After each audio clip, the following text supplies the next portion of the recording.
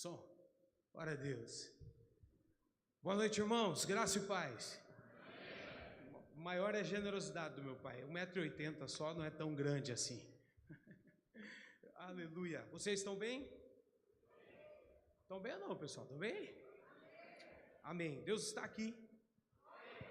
Eu tenho uma palavra do coração do Eterno para o teu coração essa noite. Nós estávamos orando essa semana e o Espírito de Deus falou muito forte com o meu coração acerca da ativação de dons espirituais no meio da igreja. E eu gostaria de trazer algo ao seu coração em torno disso, porque ser igreja é maravilhoso, viver a igreja é extraordinário, mas isso também nos traz grandes responsabilidades. Ser igreja não é só os bônus, mas existem alguns ônus também.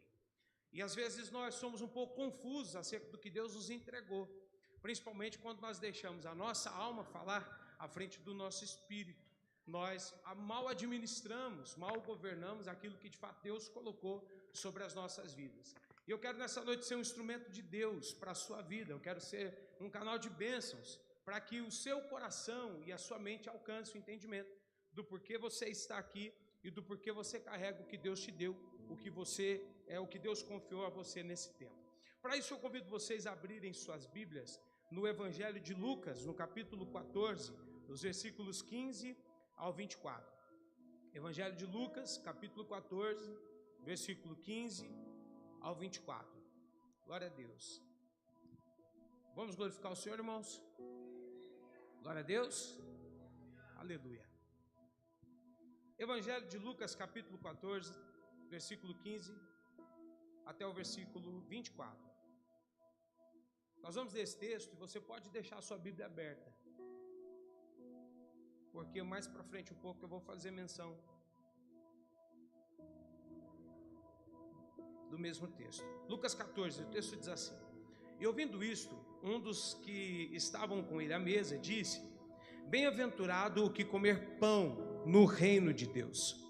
Porém ele lhe disse: Um certo homem fez uma grande ceia, diga grande ceia, e convidou a muitos. E à hora da ceia mandou o seu servo dizer aos convidados: Vinde, que já está tudo preparado. E todos a uma começaram a excusar-se. Disse-lhe o primeiro: Comprei um campo e importa ir vê-lo. Rogo-te que me hajas por escusado. O outro disse: Comprei 5 juntas de bois e vou experimentá-los. Rogo-te que me hajas por escusado. O outro disse: Casei-me com minha esposa, portanto não posso ir. E voltando aquele servo, anunciou estas coisas ao seu senhor. Então o pai da família, indignado, diga o pai da família, indignado.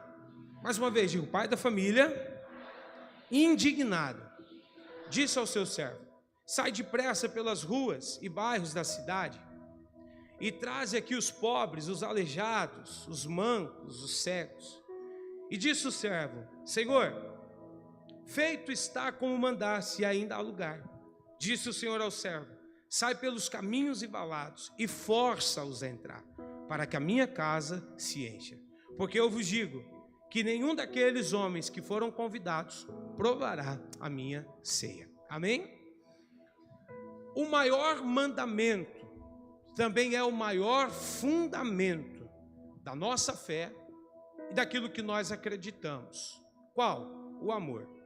O amor a Deus sobre todas as coisas e o amor ao próximo, como a nós mesmos ou como Deus nos amou. De modo, queridos, que uma vez que nós praticamos esse amor, nós entendemos sobre o reino de Deus, a mensagem do Evangelho e o eixo central do cristianismo. Quando eu entendo que amar a Deus sobre todas as coisas e ao meu próximo como a mim mesmo, quando eu atinjo esse nível de entendimento, eu entendi o reino de Deus. Eu entendi a mensagem do Evangelho. Eu entendi o eixo central e o que move o cristianismo.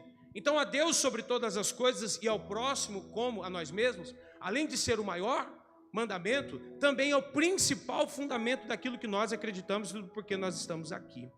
Uma vida egoísta que só olha para si nos afasta do sentido real do amor. nos afasta do eixo central de viver esse amor. Porque quando nós olhamos a obra redentora de Jesus Cristo, nós vamos observar que ela é justificada exatamente nesse amor. Quando ele decide abrir mão da sua glória, quando ele decide abrir mão de tudo aquilo que ele tinha, sangrando no madeiro pela expiação dos nossos pecados, o que ele está expondo ao mundo é exatamente esse amor. Ele está justificando a sua decisão exatamente por esse amor.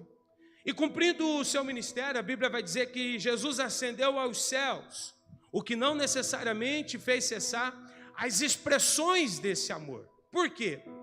Porque a Bíblia vai dizer que Jesus, nos 3 anos de ministério, ele formou discípulos. Ele formou homens que viessem dar sequência através de uma comissão de todas as obras que ele fez, e ele mesmo designou, dizendo que alguns desses fariam não somente aquelas obras, mas obras maiores. Então, Jesus expressou o seu amor, mas quando ascendeu aos céus, confiou a homens, confiou aos seus discípulos, confiou aos apóstolos, confiou aos seus 12, continuarem expressando esse amor através de obras maiores. Mas escute, para viver essa expressão, Jesus nos capacitou, diga capacidade. Ele nos capacitou com ferramentas que, bem utilizadas, atingem o patamar do que Paulo, em Colossenses capítulo 3, versículo 14, diz, chama de o vínculo da perfeição. Deus nos capacitou a darmos sequência. Deus nos capacitou a continuarmos. Deus nos capacitou a elevarmos a expressão do seu amor a toda a humanidade, a todas as pessoas, a todos os homens, através do que Paulo chama ser o vínculo da perfeição. Eu gostaria que projetasse aqui no telão, por favor, a carta aos Efésios, capítulo 4, versículo 7 e versículo 8. Esse aqui foi o tema da nossa imersão desse ano, e falou muito ao meu coração esse texto, onde Paulo diz assim, mas a graça foi dada a cada um de nós segundo a medida do dom de Cristo. No versículo 8 ele diz, por isso diz, subindo ao alto, levou cativo o cativeiro e deu dons aos homens. Jesus veio ao mundo, curou, libertou, Jesus veio ao mundo e ressuscitou os mortos.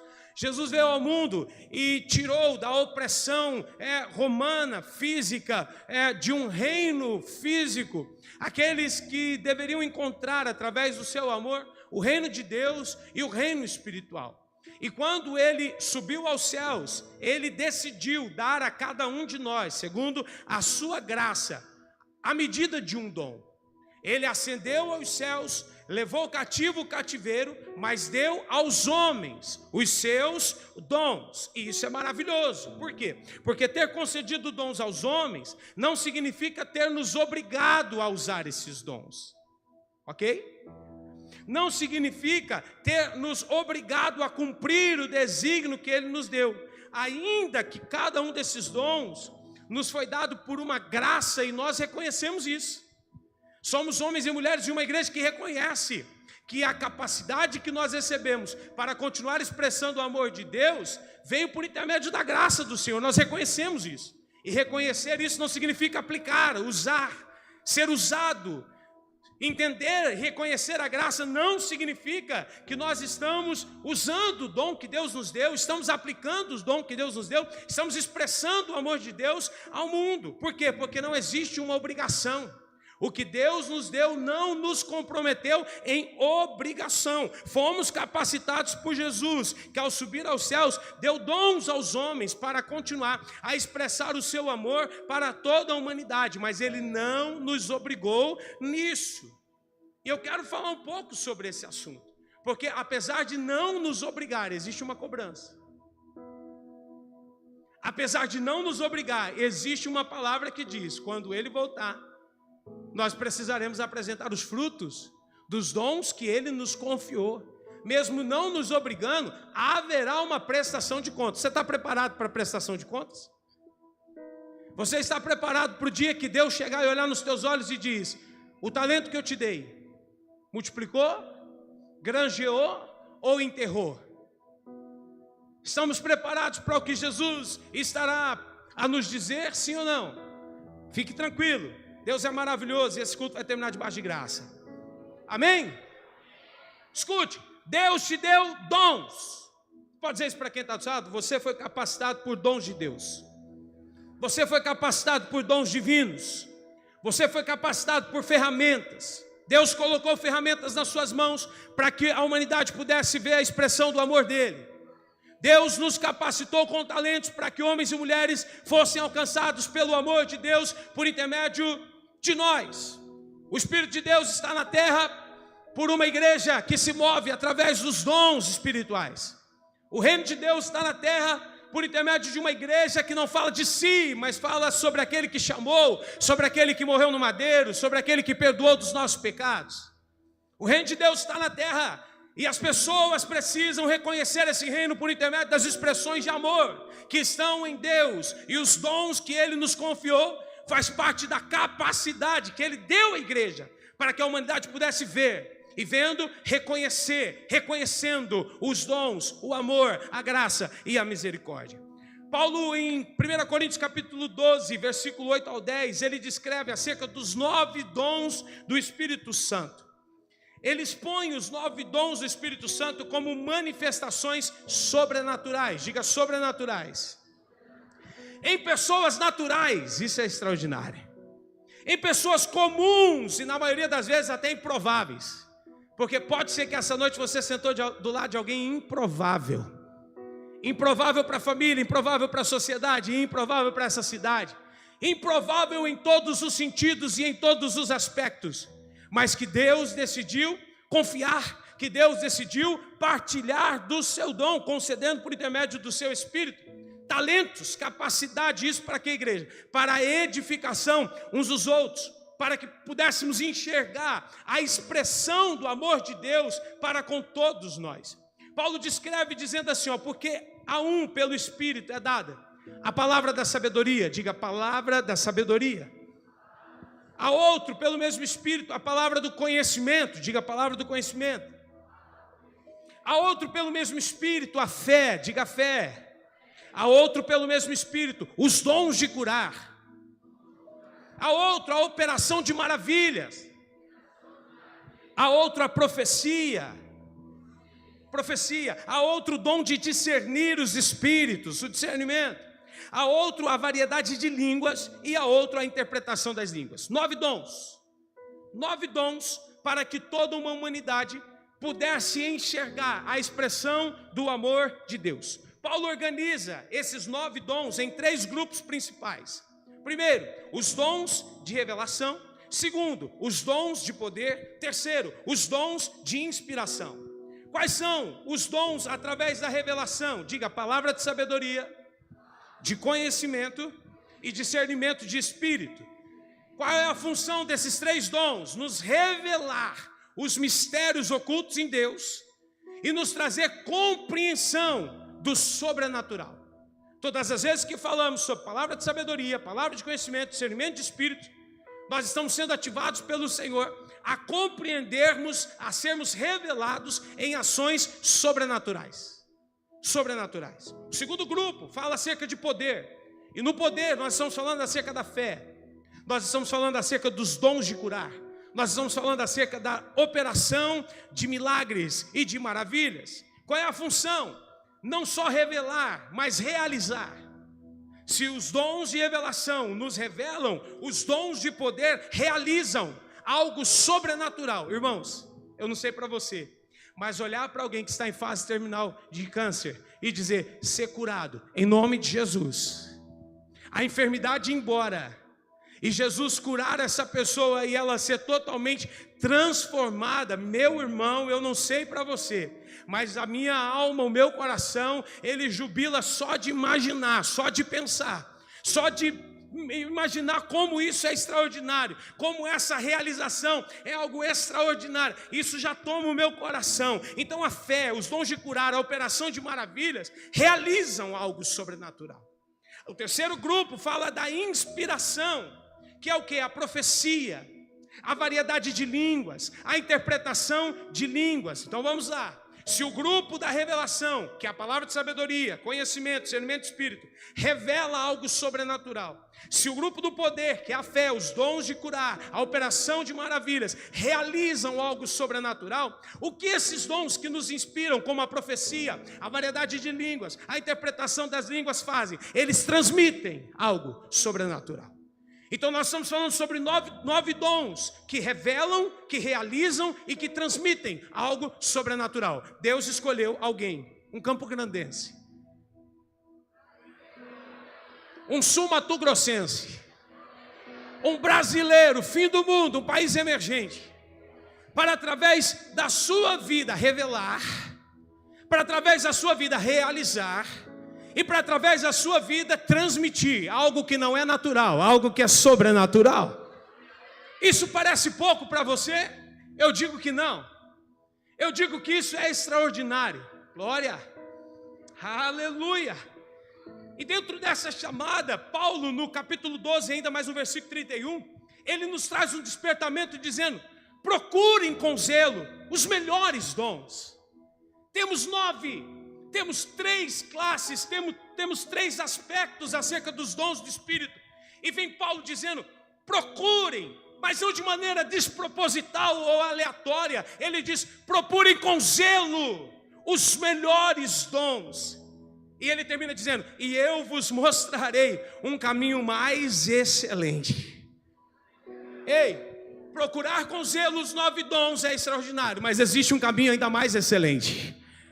Buscar com zelo os dons do Espírito, através da revelação, através da realização, através da transmissão de algo sobrenatural, já é extraordinário. Mas Paulo diz: se você procurar com zelo esses dons, você caminhará por algo ainda mais excelente. Para Paulo, de tudo que podemos alcançar, pode ser pouco ainda, quando entendemos que existe um caminho mais excelente. E eu digo aos irmãos, pela revelação do Espírito essa noite, que o caminho mais excelente é o amor. Porque eu posso ter o dom de cura e curar alguém, mas não ter o amor acompanhando o dom de cura. Eu posso ter a operação de maravilhas e o meu coração está aplicado a qualquer outra motivação, pode estar aplicado a qualquer outra razão, se não for associado ao amor, não caminharemos pelo caminho mais excelente. Deus nos deu 9 dons e existe um caminho mais excelente, sabe qual? Quando esses dons são tomados na base do amor, quando tudo isso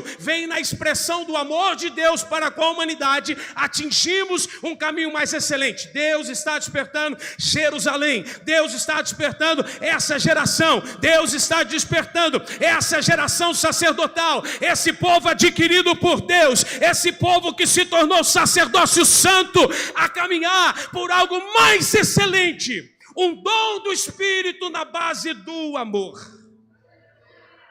Do amor. Do amor. Diga quem está do seu lado: o amor é o propósito dos dons. Lembra 1 Coríntios 13, versículo 1? Ainda que eu falasse a língua dos homens, ainda que eu falasse a língua dos anjos, se não tiver o amor, eu serei como o bronze que soa ou como um símbolo que retine. Do que adianta? Nada. Do que adianta profetizar? Do que adianta curar? Do que adianta falar em línguas, se o amor não for o motivo principal? Se o amor não for o objetivo central das nossas vidas? Escute, o amor é o filtro que purifica as nossas intenções. O amor é o filtro que nos direciona aos dons para o serviço e não para a exaltação pessoal. É o amor que distingue uma coisa da outra. Então, em primeiro lugar, o amor é o propósito dos dons. Você pode dizer isso comigo? O amor é o propósito dos dons. Você pode dizer isso para quem está do seu lado? Diga: os teus dons têm como propósito a expressão do amor de Deus uns com os outros. Quando eu subo aqui para tocar, o amor tem que vir à frente. Quando eu subo aqui para dançar, o amor é um exemplo, né? O amor tem que vir à frente. Quando eu subo aqui para ministrar uma palavra, o amor tem que ir à frente. Quando eu estou lá na porta dizendo boa noite, shalom, graça e paz, seja bem-vindo, o amor tem que ir à frente. quando eu estou em intercessão pela vida uns dos outros, o amor tem que vir à frente. Escute, nesse contexto de graça e amor divino, não existe exaltação pessoal. Ainda que muitos, eles têm construído vida e ministério sobre essas bases, eles não conseguem fazer isso com credibilidade. E eu digo aos irmãos de todo o coração, que a credibilidade é a maior moeda, é a moeda mais valiosa de toda a liderança, de toda a influência, de todo o posicionamento que um ser humano queira ter, tanto dentro da igreja quanto fora dela. Se você for um pai sem credibilidade, você é um pai fracassado. Se você é uma mãe sem credibilidade, você é uma mãe fracassada. Se você é um pastor sem credibilidade, você é um pastor fracassado. Você é um líder sem credibilidade, você é um líder fracassado. Credibilidade é quando o amor é o propósito dos meus dons, daquilo que Deus colocou na minha vida. Glória a Deus, nem parcelado hoje, né? Segundo, buscar os dons é desejar ser um canal de bênçãos.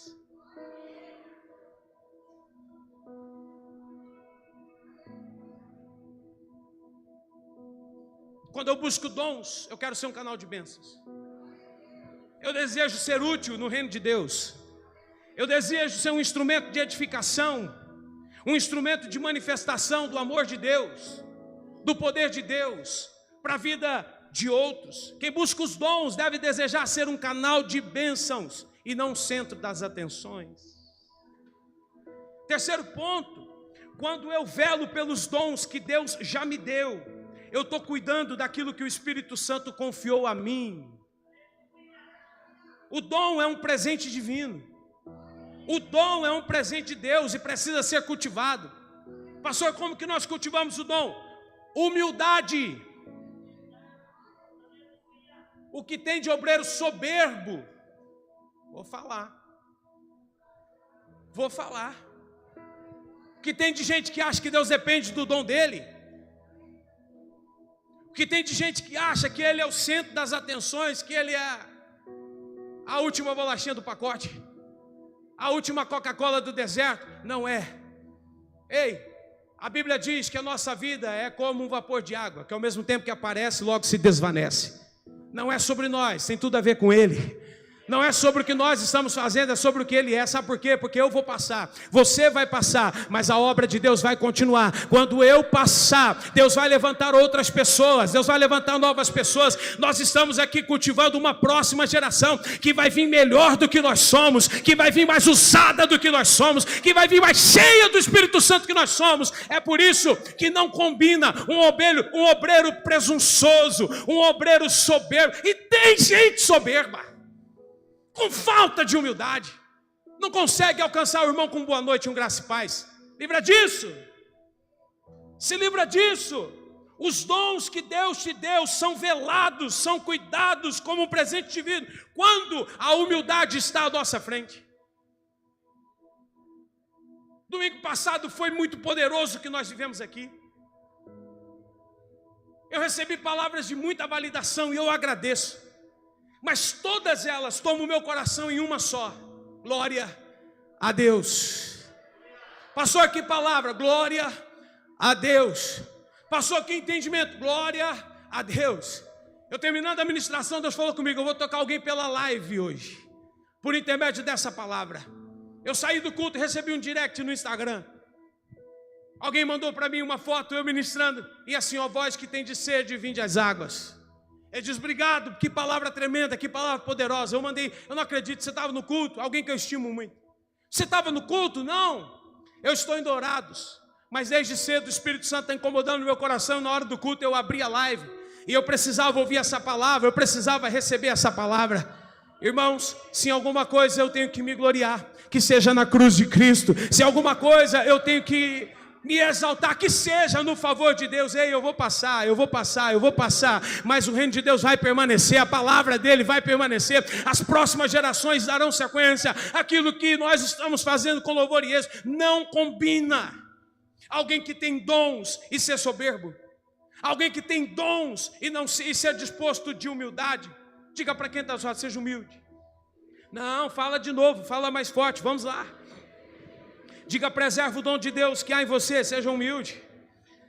Preserva o dom de Deus que há em você, seja humilde, seja humilde, seja humilde. Segundo ponto, seja santo. Deus não usa vaso velho, sujo, quebrado, arrebentado. Deus toma os vasos que estão perseverando na sua santidade. É por isso que de tempos em tempos Deus traz por detrás das malhadas alguém improvável, coloca no centro de tudo e diz: vou fazer, vou usar. Por quê? Porque é humilde e além da humildade tem conservado o coração puro. Quem subirá ao monte santo do Senhor? Salmo 24, aqueles que forem limpos de mãos e puros de coração. Terceiro, discernimento. Não despreze o dom de Deus que há em ti, disse Paulo a Timóteo, na primeira carta, capítulo 4, versículo 14.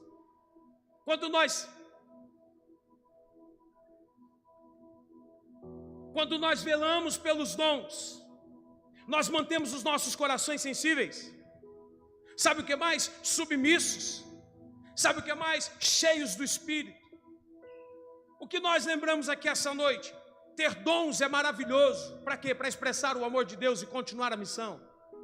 Mas escute, dons não substituem caráter. Dons não substituem caráter. Dons não substituem caráter. Pode ter uma boa palavra, mas se for um mau caráter, não adianta. Pode ter dom de cura, mas se não tiver um bom caráter, não adianta. Pode falar maravilhosamente, pode profetizar, pode revelar, pode fazer o que for, mas se não tiver um bom caráter que alinhe tudo isso, não adianta. Dons não substituem caráter. É por isso que eu digo, mantenham-se nos dons, mais firmes na humildade, na santidade, no discernimento, não trocando uma coisa para outra. Escuta, o seu dom não justifica o seu mau caráter. O seu dom não está aí para justificar o mau caráter. Sabe por quê? Paulo ele disse assim, logo depois de pregar a mensagem: eu esmurro a minha própria carne, para que eu não seja reprovado nela.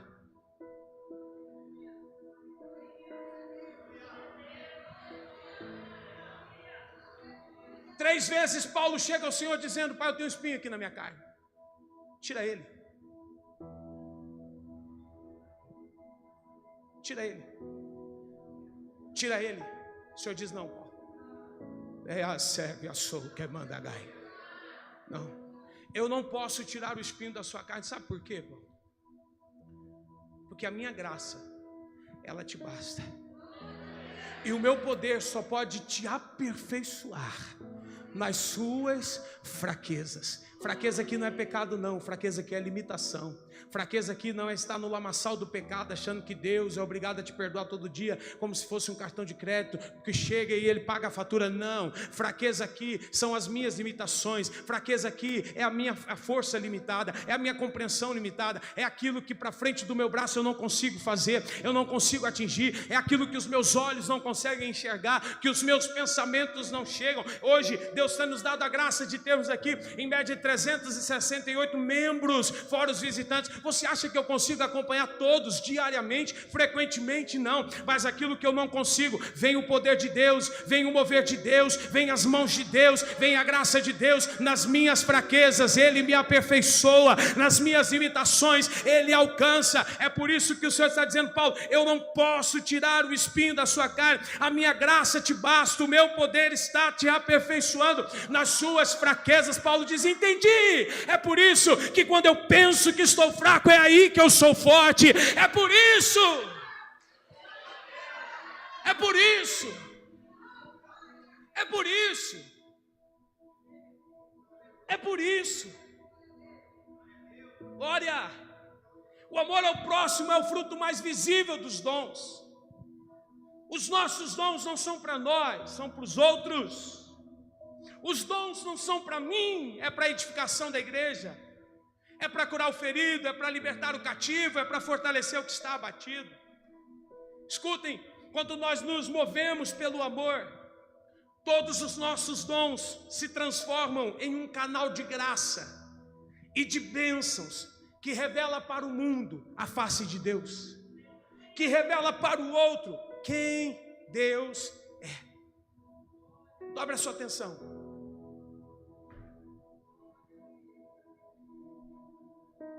Faz hora que está andando aí, né? toda distração, toda perturbação, toda influência maligna, há poder no céu. Ô, desculpa, não era para atingir você não, tá? Não caiu dentro não, tá no pé da cadeira aí. Mas fique tranquilo, tá morto, tá derrotado, em nome de Jesus. Olha para quem está só, diga para ele assim, olha, Deus te deu uma importância que ninguém mais te deu. Eu vou falar porque eu preciso.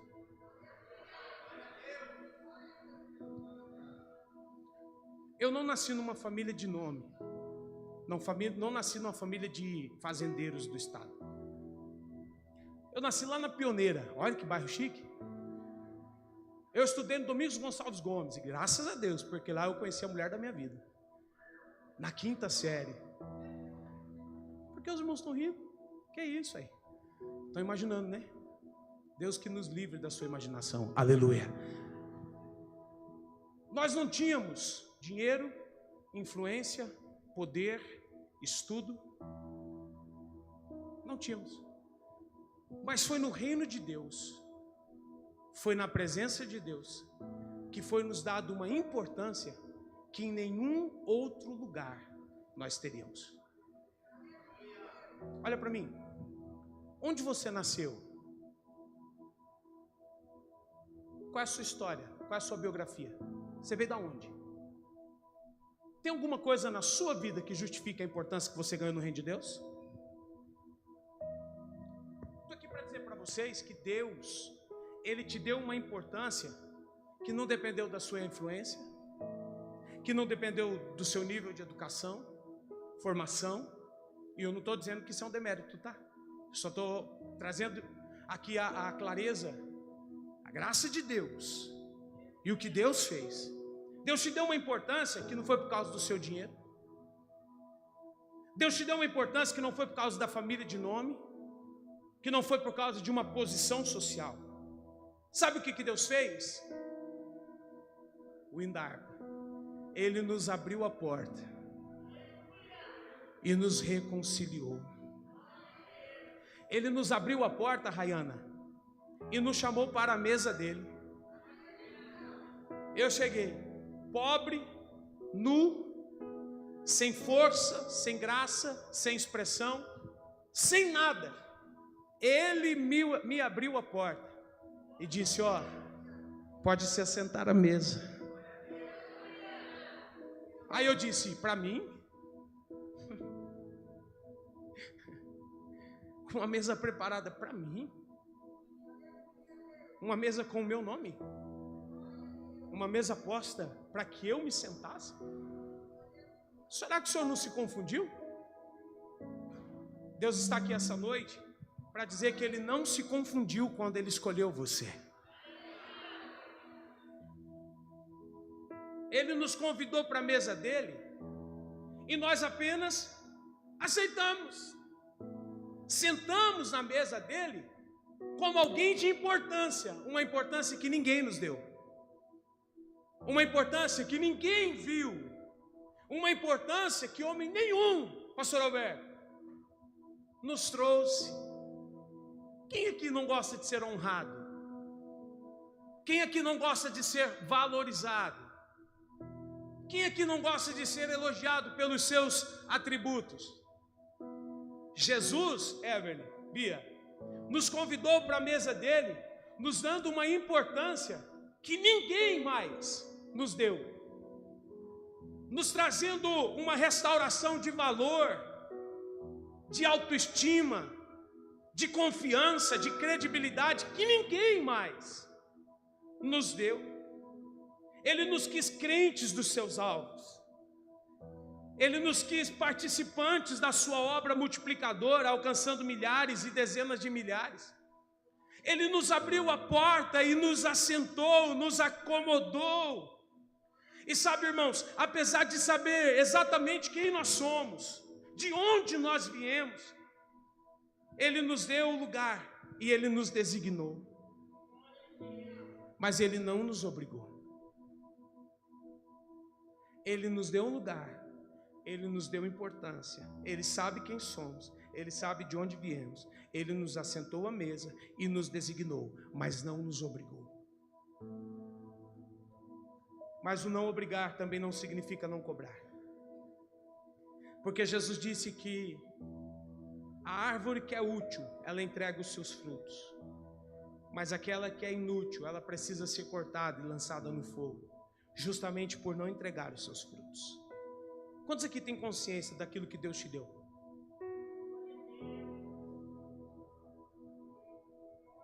Eu pergunto de novo. Você tem consciência do que Deus te deu?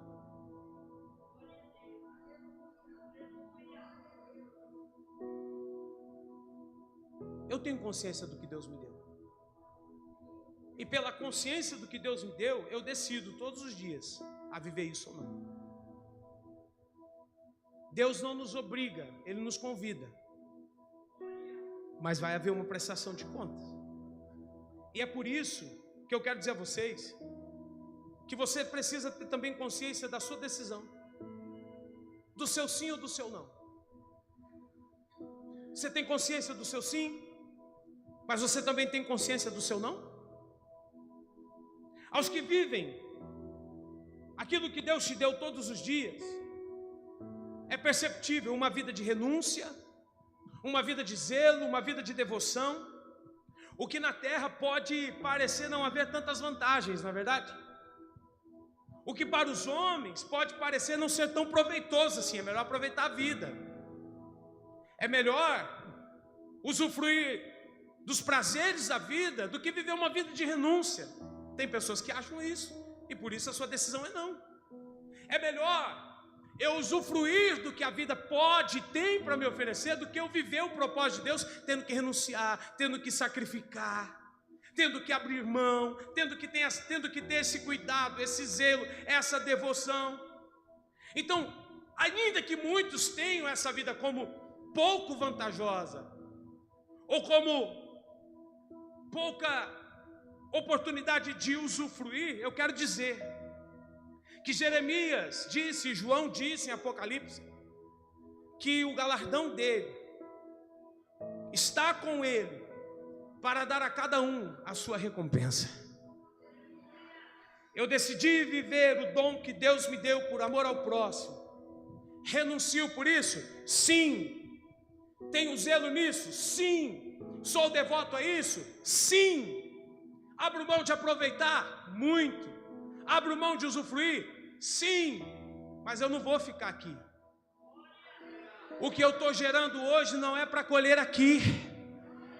A minha mentalidade, ela rompeu. Por quê? Porque o dia que aqui tudo acabar, a vida não acabou. É aí que ela começou. E Ele tem consigo o seu galardão para dar a cada um a sua recompensa. Eu não espero que a terra me dê aquilo que o céu vai me entregar naquele grande dia. Não espero. O melhor que a terra pode me dar não se compara com o galardão que vai vir das mãos dele. Então a minha decisão é sim. Mas há aqueles que, conscientes do que receberam, decidiram não dar lado a essa chamada. O que tem frustrado um plano divino, para que muitos não sejam tocados pelo amor de Deus, através dos seus dons, através dessas ferramentas. E não é difícil, irmãos, nos depararmos com pessoas tomadas por desculpas, para não estarem na mesa do Senhor, sendo convidados por Ele. Não é difícil. E talvez por acreditarem que são chamados por uma importância que não faz sentido quando lembramos que na verdade tem tudo a ver com Ele, não conosco. A importância for termos sido escolhidos e não exatamente ter um dom.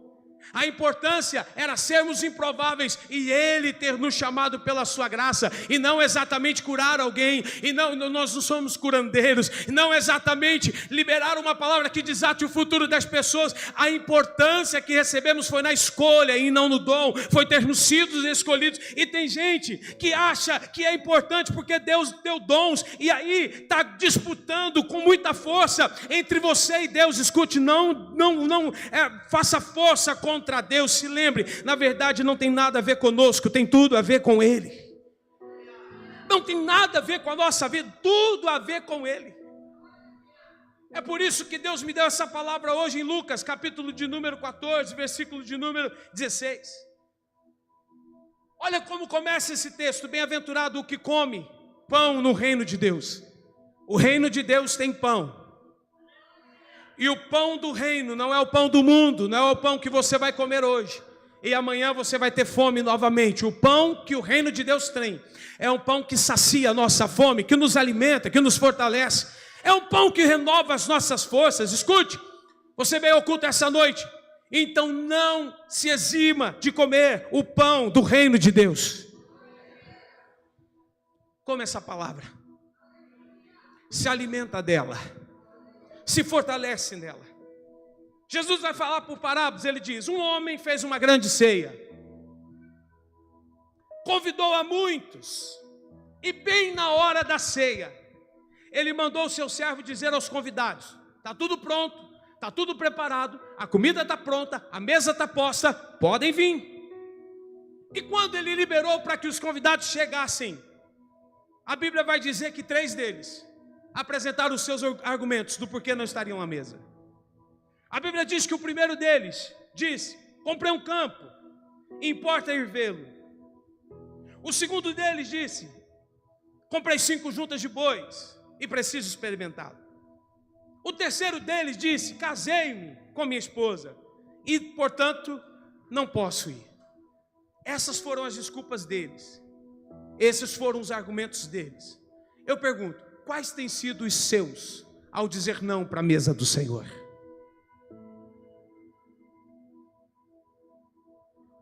Eu quero, através dessa palavra, despertá-los no profético. O tema dela é vencendo argumentos.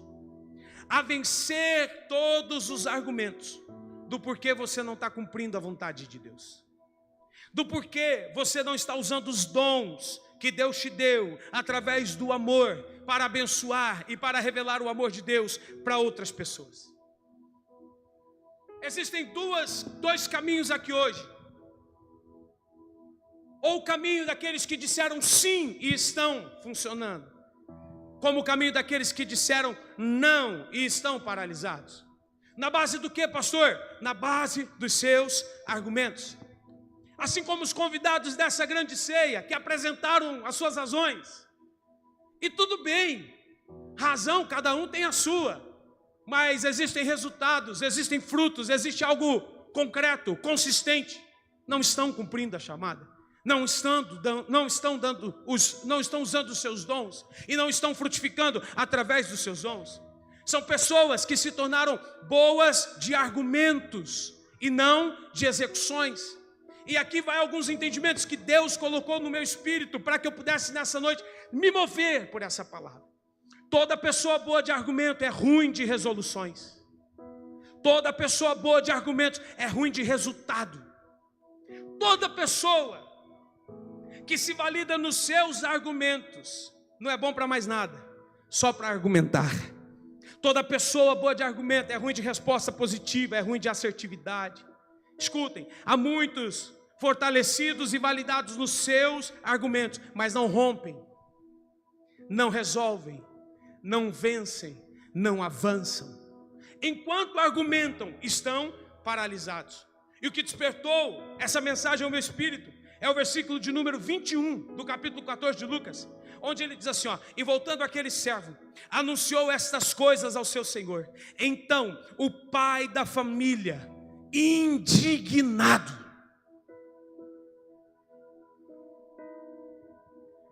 Deus é bom? É ou não é? Deus é maravilhoso? Deus é amoroso, compreensivo? Mas existe o dia da indignação de Deus? Existe o dia da ira de Deus?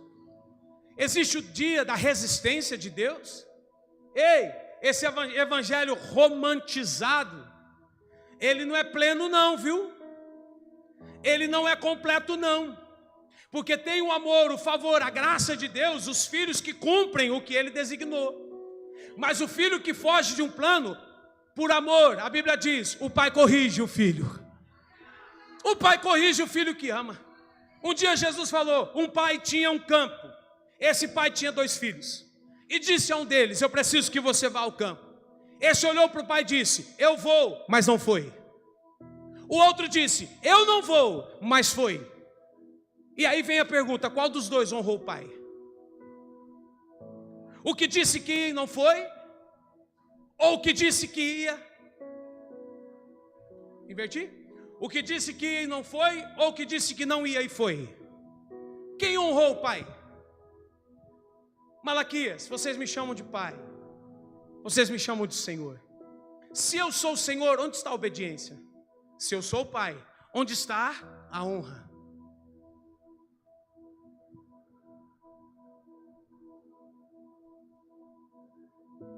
O pai da casa está indignado. Vou falar. Só quero que você preste atenção, porque eu vou falar. O pai da casa está indignado. O pai da casa está indignado. E pode ficar tranquilo que o meu coração está com um profético aqui hoje. Toda a indignação da minha parte vem dele. O pai da casa está indignado. Por quê? É muito argumento e pouca resposta. É muito argumento e pouca resolução. É muito argumento e pouca assertividade. É muito argumento, são muitas desculpas e pouca resposta. Deus te deu dons. Deus te deu importância. Deus te deu valor. Em João capítulo 5, versículos 6 e 7. Vamos lá, pessoal, por favor, prestem atenção. O texto diz assim: Jesus, vendo este deitado e sabendo que estava neste estado havia muito tempo, disse: queres ficar são? O enfermo respondeu-lhe: Senhor, não tem um homem algum que quando a água é agitada me ponha no tanque, mas enquanto eu vou, desce outro antes de mim. Escute, o que Jesus perguntou: queres ficar? Qual era a resposta? Sim. Qual era a resposta? Não. É alguém apoiado em argumento. Ah, mas não tem ninguém. Jesus não perguntou isso. Não tem ninguém que quando as águas são agitadas me lança no tanque. Não tem ninguém que me ajuda. Não tem ninguém que me favorece com miseração. Jesus não perguntou isso, não era essa a resposta. Mas aqui está o exemplo de alguém apoiado nos seus argumentos. Escute, todas as vezes que a nossa primeira resposta é um argumento de desculpas acerca do que não queremos ser ou viver, estamos vivendo e gerando um problema maior do que nós estamos imaginando. Um problema maior do que pensamos ter. Será que percebemos que firmados em argumentos não conseguimos ver os milagres? Ei, Jesus chegou para curar. Ele olhou Jesus, ele ouviu Jesus, ele entendeu a pergunta de Jesus, mas ele não se abriu para ver o milagre. Ele só olhou para os seus problemas, ele só olhou para as suas lutas, ele só olhou para as suas provas. Pergunto para quem está do seu lado: você acha que só você passa luta? Pergunta aí para ele: você acha que o pastor está pregando porque ele não tem prova? Tem gente que fala assim: vou abrir uma igreja. Eu falo: vai, abre lá, querido. Não, vou virar pastor, vida fácil. Vida fácil? Eu aconselho, faz isso para você ver como é moleza. Mamão com açúcar. É porque a minha força vem dele, a minha alegria vem dele, a minha sustentação vem dele. Quem não me faz parar é Ele, quem não me faz desistir é Ele. Escuta, eu não estou aqui porque eu não tenho provas, eu não estou aqui porque eu não estou enfrentando lutas e provações, eu estou aqui porque eu disse sim para Deus, e disse sim para aquilo que Ele colocou nas minhas mãos, porque no dia que vir para a prestação de contas, eu não quero ouvir dele: servo mau e negligente, sobre o pouco você foi negligente, foi omisso, enterrou os seus talentos. Ei, eu não te conheço. Eu não quero ouvir isso de Deus. Eu não quero ouvir isso de Deus. Escute, pessoas que não conseguem perceber Jesus em sua realidade, para liberar comando, de levantarmos, de caminharmos, de agirmos, de assumirmos uma nova direção, é que estão posicionadas nos seus argumentos. Vence o seu argumento essa noite. Vence o seu argumento essa noite. Vence o seu argumento. Eu termino a mensagem me lembrando de 2 Reis, capítulo de número 4, versículo 38 ao versículo 41. Projeta aqui para mim, 2 Reis, capítulo 4.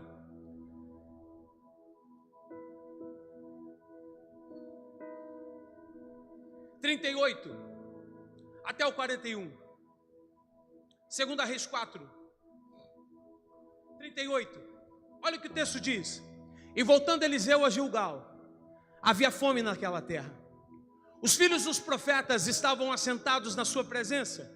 E disse ao seu servo: põe a panela grande ao fogo e faz um caldo de ervas para os filhos dos profetas. Então um deles saiu ao campo a apanhar ervas e achou uma parra brava. Colheu dela, enchendo a sua capa de quê? Nerébias, aleluia. E veio e as cortou na panela do caldo, porque não as conheciam. Versículo 40. Assim deram de comer para os homens. E sucedeu o quê? Comendo eles daquele caldo, clamaram e disseram: homem de Deus, a morte na panela. E não puderam comer. Versículo 41. Porém ele disse: tragam farinha. E deitou-a na panela e disse: dai de comer ao povo. E já não havia mal nenhum naquela panela. A Bíblia diz que Eliseu estava ensinando os filhos dos profetas. Quem eram? Jovens que estavam aprendendo acerca do ministério profético. E a Bíblia vai dizer, como o texto que lemos, que no meio de uma crise havia uma formação espiritual. E a fome não impediu que eles voltassem para as suas casas, mas permaneceram na escola de Eliseu até que fossem formados profetas. Eles disseram sim para o dom. Eles disseram sim para a chamada. E não foi a crise que os fizeram desistir. Não foi a fome, a escassez que os fizeram voltar para suas casas. Mesmo diante das adversidades, eles permaneceram na formação espiritual. Mesmo diante das suas adversidades, permaneça. Permaneça.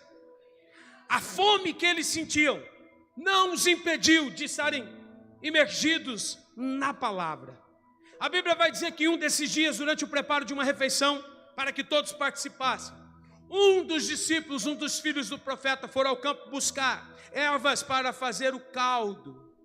E a Bíblia vai dizer que, buscando essas ervas, ele cortou uma delas, sem ter o conhecimento de qual era. O que a Bíblia está falando? Sem discernimento, sem enxergar o perigo. Lembra que dentre os 9 dons do Espírito que Paulo relaciona em 1 Coríntios 12, nós estamos falando de discernimento espiritual? Sem discernimento, sem entender o perigo, ele corta essas ervas e traz para o alimento, para dentro da casa, para a formação espiritual. É isso que acontece. Mas a Bíblia vai dizer que quando começaram a comer, eles perceberam algo mortal. Essa palavra hoje é dura, mas ela não é para trazer morte, ela é para trazer vida. Você pode estar incomodado, mas você está saboreando algo que vai te trazer vida e não morte.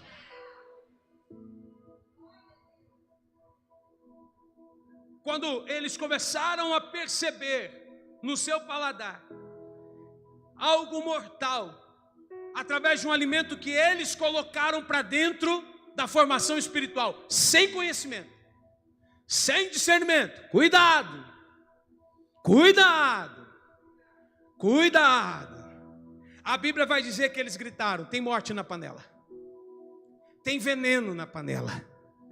Escute, há venenos espirituais tentando corromper aqueles que Deus escolheu e deu dons, hoje ainda.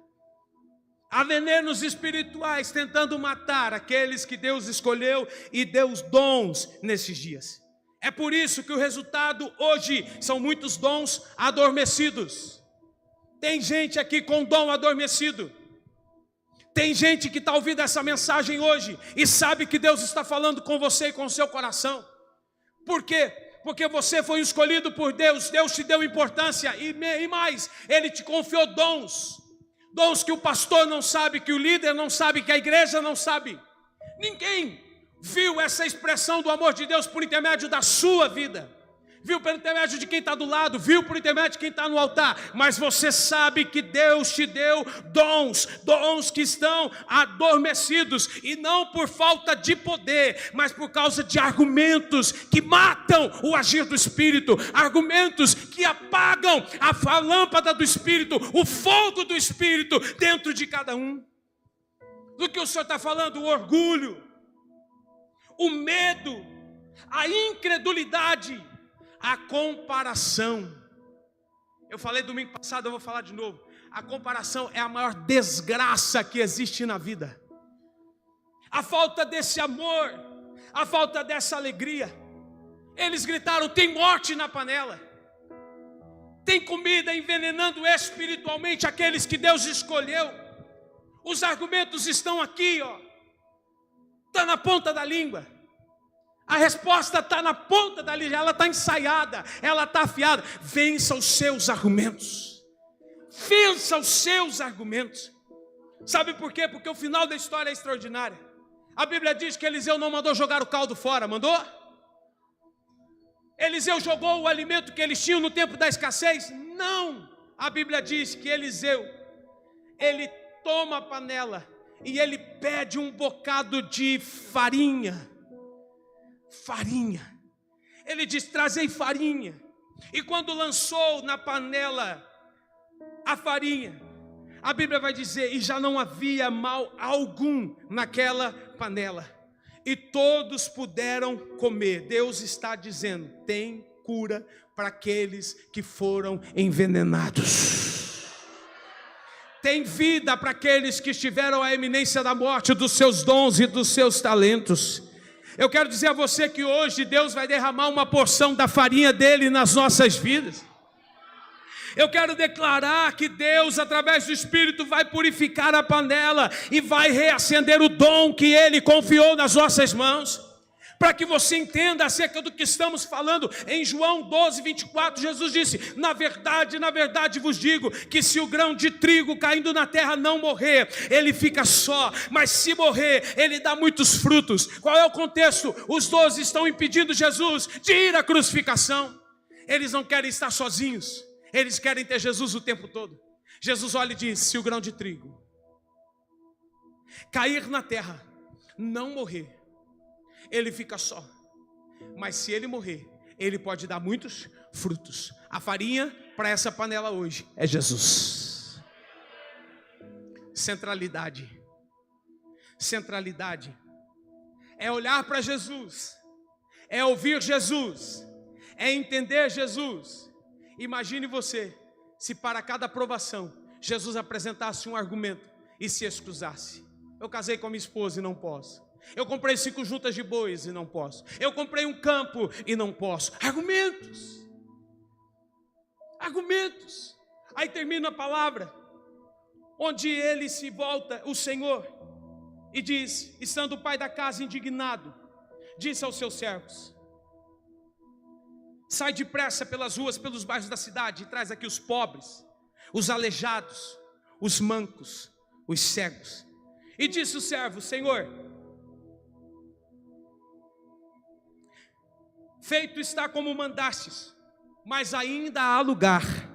E disse o Senhor ao seu servo: sai pelos caminhos e valados, e força-os a entrar, para que a minha casa se encha. Porque eu vos digo que nenhum daqueles homens que foram convidados provará a minha ceia. Escute, ele disse: vá e tragam os que têm defeito, mas não argumentos. Tragam os que são imperfeitos, mas que estão dispostos. A pergunta básica é: quer? Se você quer, Deus capacita. Se você quer, Deus dá dons. Se você quer, Deus enche com o Espírito dele. Se você quer, Deus ele fortalece, Deus reveste, Deus traz instrução, Deus não nos deixa.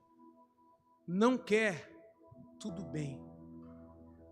Deus não nos obriga, mas Ele cobra. Essa palavra não é buscando obrigações, mas é cobrando, porque o que foi colocado sobre você é muito poderoso. Deus não está procurando mais os perfeitos que dão desculpas. Deus está procurando os imperfeitos que têm disposição. Os defeituosos que não têm argumentos, mas que têm uma resposta positiva. Será que Jesus pode encontrar em nós isso hoje? Eu gostaria que você se colocasse de pé. Eu vou fazer uma oração perigosa, mas importante.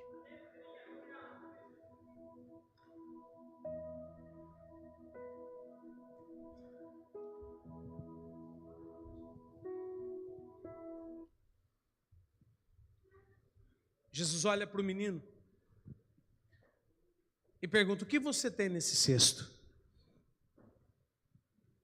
Ele diz: 5 pães e 2 peixinhos.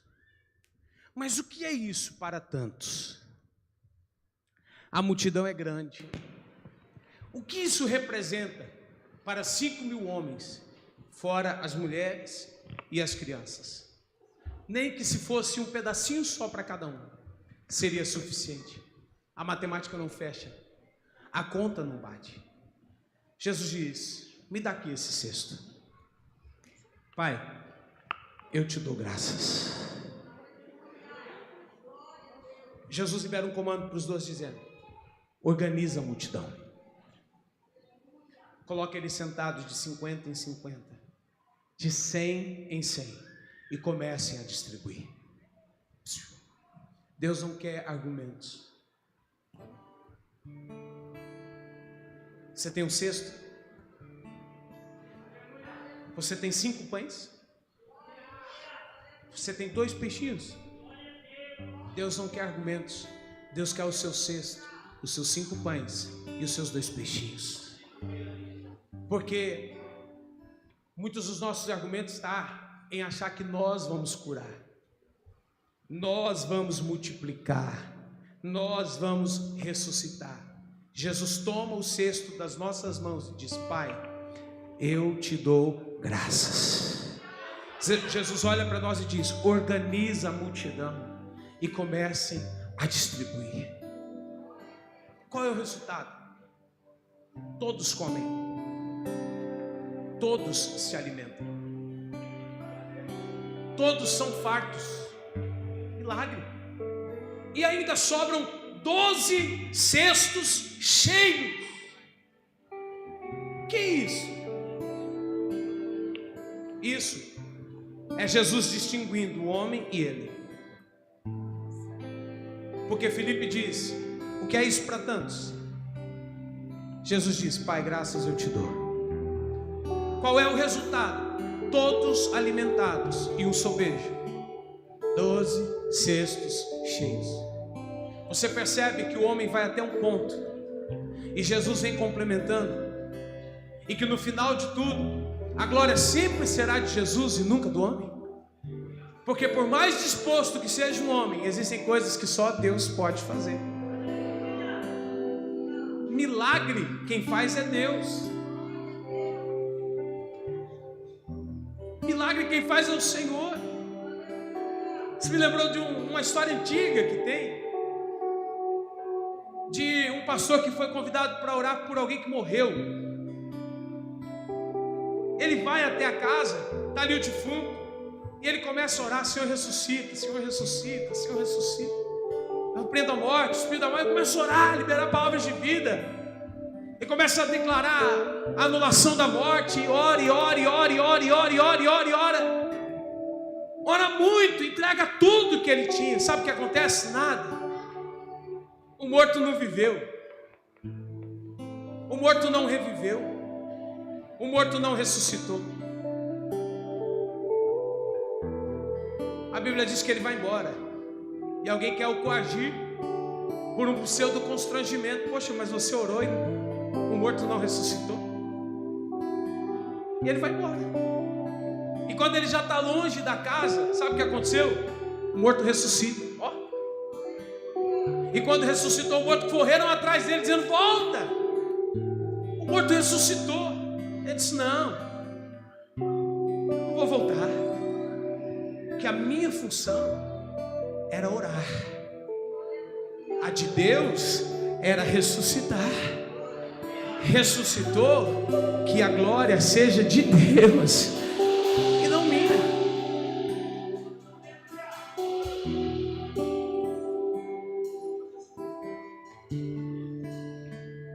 Deus quer nos usar para que o mundo entenda, compreenda, perceba a expressão do amor dele através dos dons que ele colocou nas nossas vidas. Mas hoje é 2 caminhos: ou negamos a nós mesmos e seguimos a ele, ou renunciamos a nós mesmos e vamos em frente, Ou continuamos nas bases dos nossos argumentos e tendo só argumentos? Só argumentos. Só argumentos. A palavra de hoje é: vença os seus argumentos. Entregue os frutos como uma árvore frutífera, como uma árvore plantada junto às águas. Abra suas mãos assim. Feche os teus olhos. Amado Deus e soberano Pai, o Senhor conhece quem somos, tudo o que temos. O Senhor sabe de onde viemos. O Senhor sabe qual é o nosso nome, qual é a nossa identidade. O Senhor sabe que a importância que o Teu reino nos deu, nos levantando do montouro, nos colocando assentados entre os príncipes da terra, foi uma graça, foi uma importância que só o Senhor poderia nos dar. Nós não tínhamos méritos para isso, nós não merecíamos isso, mas o Senhor confiou a nós dons, talentos extraordinários, talentos esses, para que os apóstolos desse tempo, para que os discípulos dessa era, possam continuar comissionados e designados, revelando, Senhor, apresentando, expressando o Teu amor, através da cura, através da libertação, através da profecia, através da palavra de conhecimento, da palavra de sabedoria, da operação de maravilhas, do discernimento, da oração em línguas, do discernimento das línguas, da interpretação. Senhor, eu oro para que no nome de Jesus Cristo essa palavra, ela possa fazer estremecer dentro de nós em temor aquilo que o Senhor nos deu, aquilo que o Senhor confiou a nós, sem que houvesse mérito algum. Senhor, eu oro para que nessa noite os dons do Teu Espírito que estão adormecidos em homens e mulheres neste culto, adormecidos pelos seus argumentos, que eles comecem a ser ativados em nome de Jesus de Nazaré. Eu oro para que haja um mover do Teu Espírito trazendo ativação em nós, desmistificando confusões na mente, nos fazendo vencer argumentos. O Senhor nos confiou pedras preciosas. Eu oro, Jesus, para que aqui na frente, para que no meio da igreja, para que no fundo da igreja, na galeria, no altar, venha uma unção ativando e despertando os dons do Teu Espírito que estão adormecidos por argumentos humanos. Vem Espírito, vem Espírito, vem Espírito, vem Espírito. Ele manchou, ele negue passo e deconderega na gachandarai. Remandai a sui de candele machori andarababacanda ramagassuri andarabacou. Senhor, eu oro para que os céus estejam abertos e uma porção sobrenatural do Teu Espírito venha, ativando dons adormecidos, entregando dons inéditos para a vida de imperfeitos, mas com disposição, para vidas improváveis, mas que disseram sim, com o coração quebrantado e voltado à Tua presença. Que o mundo reconheça que o Senhor habita em nós, por intermédio dos dons.